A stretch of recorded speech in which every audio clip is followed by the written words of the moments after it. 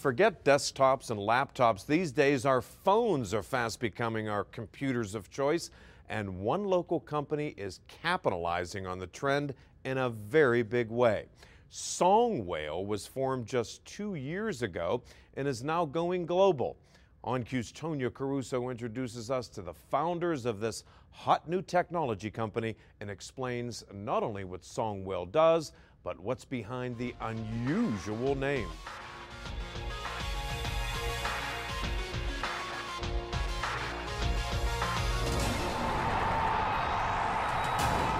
Maybe you've seen them at Steelers games or at Pitt games or when the Pirates play at PNC Park. Songwhale is a name fast becoming a major part of Pittsburgh sports, as well as countless other ventures around the country and the world. It started as a digital content delivery company, meaning we were putting digital content on people's cell phone devices. We've since expanded. Ty Morse is a co-founder and CEO of Songwhale, a company started around the idea that cell phones are used for a whole lot more than just calling people these days. We know that the most precious piece of real estate in our lives now is this screen. We wake up and every day we leave the house with our keys, our wallet, and our cell phone. And so more and more we're looking to create a great user experience on the handheld device. And that means using text messages, mobile websites, GPS, or anything else to get all kinds of information to all kinds of different users.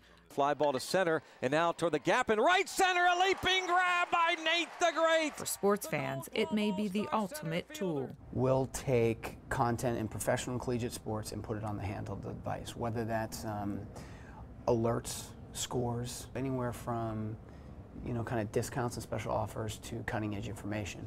And we allow the user to decide what information they receive. We also have services in the sports arena that extend to live stream video on the handheld.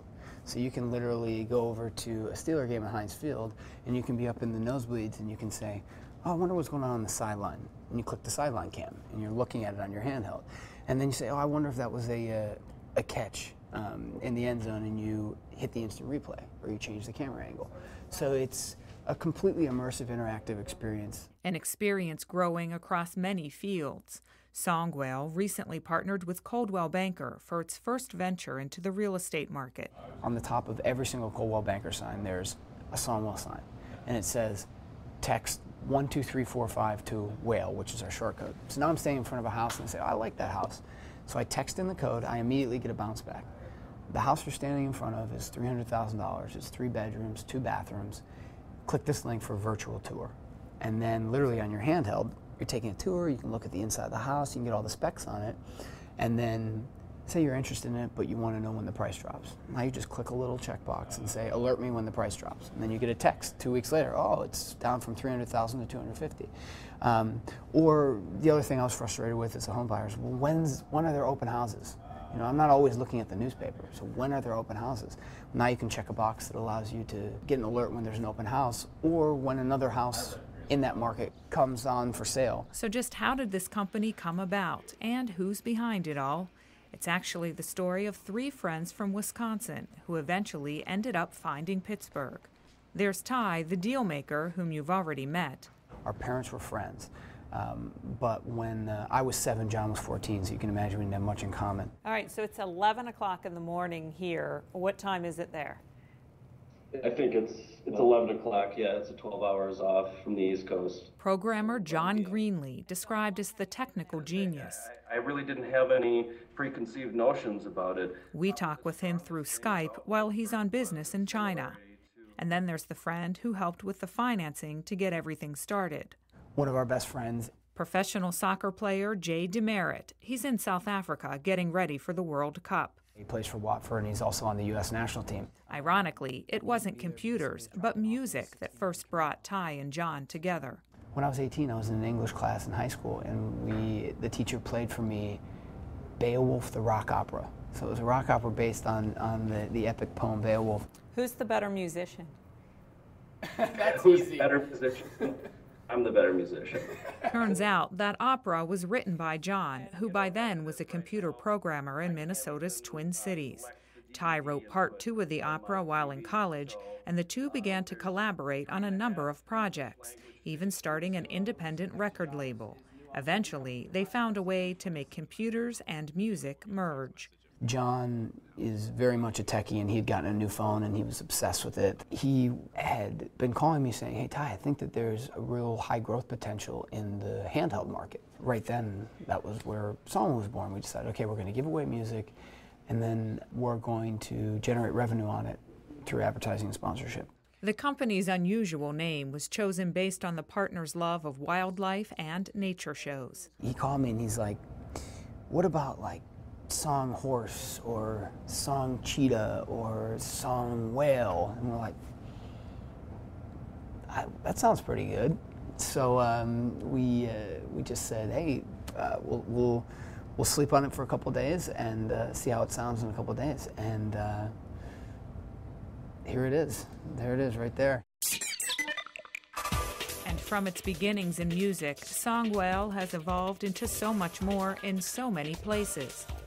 As John works on new ventures in Beijing, the company also has offices in the Twin Cities, San Francisco, and Indonesia, but its headquarters are in Lawrenceville. So how did Songwell end up in Pittsburgh? It's the hometown of Ty's wife, Tara.